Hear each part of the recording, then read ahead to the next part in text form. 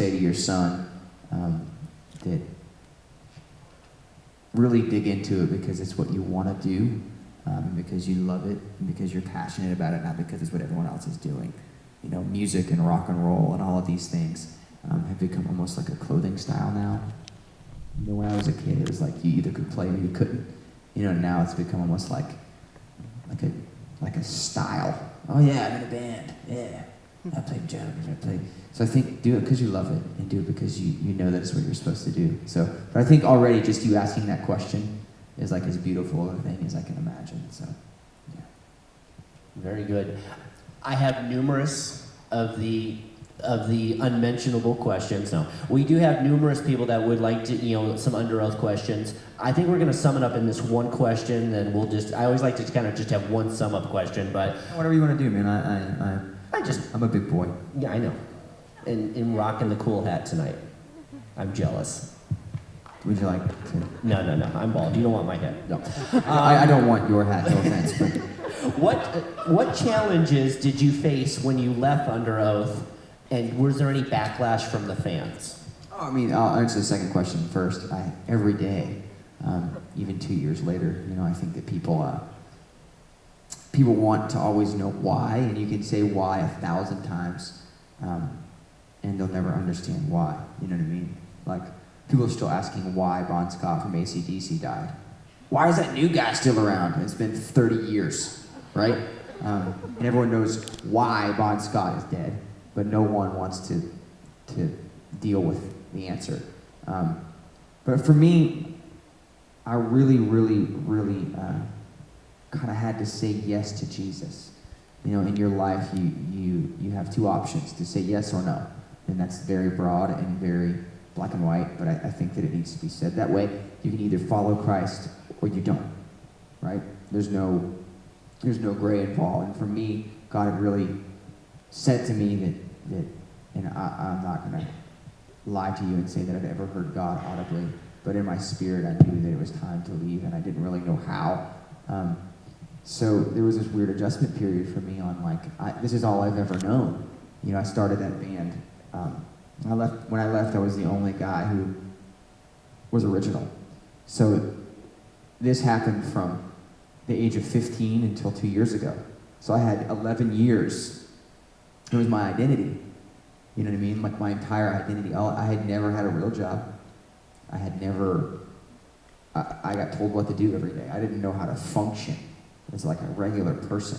So there was 2 years of me really falling back in love with Christ first, and second, like learning where the forks were in the house that I own. You know what I mean? Like my wife explaining to me, this is how, I'm serious, this is how you run a washing machine. Like I didn't even understand, you know what I mean? Like how to, so it's been the best 2 years of my life. At the same time, the hardest, but my marriage is so strong. Since February, we've seen 2,000 people come to Jesus on the road, which is what it's all about, you know what I mean? And I think that God, the God that I serve, the God that I know is jealous for his people.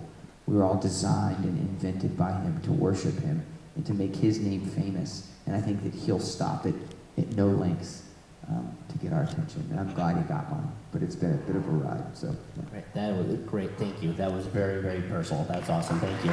Woo! We're going to start with our next question. We're going to start with our other Aaron, which, by the way, we're going to segue here for a second. This young man's birthday is today.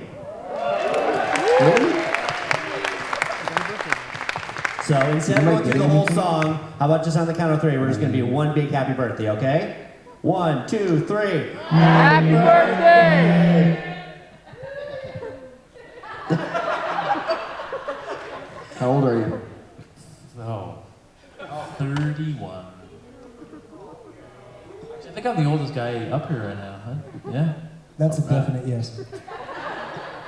Okay, we're gonna go with Aaron with this one, and I'd like to get everyone's input on this. Is music your favorite form of worship, or what other ways do you find to express your devotion to God? All the way down at the end. Sorry, my bad. Birthday boy. Is worship music my favorite form of? Is music your favorite form of worship, or are there other ways? Yeah, I mean, I've always been of the mindset that worship is just how you live your life. I mean, music and singing has always, for me, been a reflection of who, or of how God has revealed himself to me. And I just kind of, through words and through emotion, just give it back to him. And that's the music aspect of it. Yeah. Our other Aaron? Oh, to me, I feel like that's my gifting. You know, I'm a musician, so that's how I worship God. But to me, the most beautiful form of worship is like, so my mom, her name's Teresa. She's 58. She's had 2 kids. She quit her job at 11. Quit school, at 11, because my grandmother worked in the cotton fields in the South, and my grandfather worked on a chicken farm, and they both got sick. So she quit school at 11 to take care of her family. And my entire life, all she's ever done is like work her butt off for her kids. You know, she used to like sneak behind my dad's back to get me like drum equipment and like, you know, all this stuff. And to me, that is the most beautiful form of worship. And I believe that is like as real as it gets. Because it's really easy for us to like dance around on stage. And it's this emotional moment with people. And I really believe the Spirit of God happens there. But that's your mountaintop experience. You know what I mean? Like you get up to the mountaintop and you worship corporately with everyone. But if you can worship while you're climbing the mountain, that's the key, baby. Like if you can do that, you know what I'm saying? You got a mother that's got 4 children and she's just working her fingers to the bone, and the husband's never around, and it's just 24/7 literal hell to them. You know what I mean? Like that is what it's about. And they're still giving Jesus their first. And they're still giving their public Jesus first. That's what it's about, man. Aaron? Yeah, I mean, I would say the same as Aaron in that music has always been one of the things I'm most passionate about and that I love to do. And so I connect most naturally, I think, through music when I'm singing for or to God. But I think, actually, it's an interesting story. Eli, when we went to high school together, and when I sort of joined the band that he was doing back in the day, it was a different thing that we're doing now.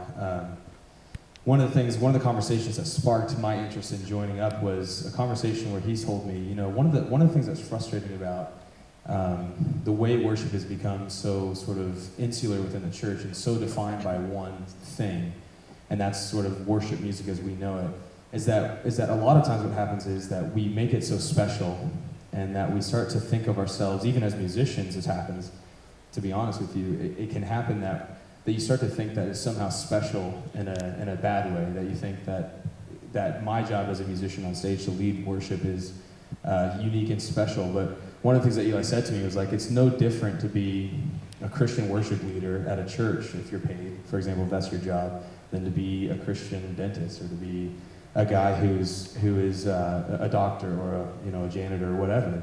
There's no difference, and we're not special in any way. There's just different ways to worship. Same as what Aaron's saying, really. Like, so for me, I think in a world in my life where things are becoming increasingly complicated, to be honest, sometimes on stage, leading at a church or leading worship of any kind anywhere, like sometimes you're closer to God than you've ever been on stage and singing songs, or even sitting on my own making music or writing music. But sometimes I've never been farther from God in the same exact context.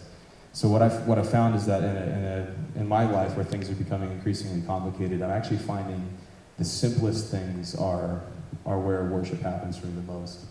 Recognizing that I really actually believe that when we give credit to where credit's due, when we credit God as creator, as the maker of all things beautiful and good, then when you just stop and recognize a breath in and out as God's creation, then that, to me, is actually some of the most profound moments. Just literally, I'm not even joking, it sounds lame, sitting and breathing and thinking about how God created my body to do that.